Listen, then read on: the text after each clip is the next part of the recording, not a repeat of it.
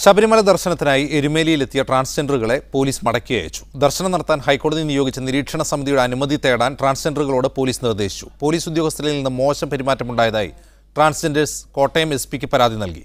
ട്രാൻസ്ജെൻഡറുകളുടെ Sabarimala പ്രവേശനത്തിൽ police സർക്കാരിൽ നിന്ന് അഭിപ്രായം തേടും. പുലർച്ചെ 3 മണിയോടെയാണ് കൊച്ചി, കോട്ടയം, കൊല്ലം എന്നിവിടങ്ങളിൽ നിന്നുമുള്ള 4 അംഗ സംഘം എരുമേലിയിലെത്തിയത്. അവന്തിക, അനന്യ, രഞ്ജുമോൾ, തൃപ്തി എന്നിവരാണ് സംഘത്തിലുണ്ടായിരുന്നത്. എരുമേലി സ്റ്റേഷനിലെത്തി സംഘം പോലീസ് സംരക്ഷണം ആവശ്യപ്പെട്ടു. എന്നാൽ സ്ത്രീവേഷത്തിൽ ശബരിമല ദർശനം നടത്താൻ സാധിക്കില്ലെന്ന മറുപടിയാണ് പോലീസിൽ നിന്നും ലഭിച്ചത്. കൂടാതെ ചില പോലീസ് ഉദ്യോഗസ്ഥരിൽ നിന്നും മോശം പെരുമാറ്റവും ഉണ്ടായെന്നും ഇവർ ആരോപിച്ചു.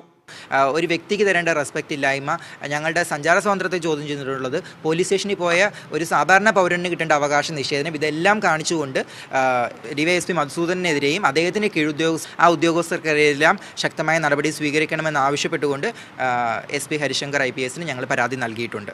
തുടർന്ന് കോട്ടയത്തേക്ക് മടങ്ങിയ സംഘം ജില്ലാ പോലീസ് മേധാവിയെ കണ്ടു. എന്നാൽ ഇവർക്ക് സന്ദർശനം അനുവദിക്കുന്ന കാര്യത്തിൽ നിയമപരമായി വ്യക്തത വേണമെന്നായിരുന്നു SP-യുടെ നിലപാട്.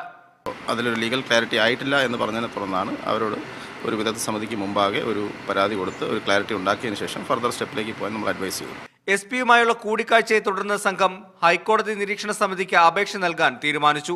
ദേവസ്വം, ശബരിമല, ഹൈക്കോടതി നിരീക്ഷണ കമ്മിറ്റിയിലുള്ളവരാണ്. അപ്പോൾ അവരാണ് ഇതിലൊരു പ്രധാനപ്പെട്ട തീരുമാനം എടുക്കേണ്ടതെന്നാണ് ഹരി സാറ് പറഞ്ഞു തന്നത്.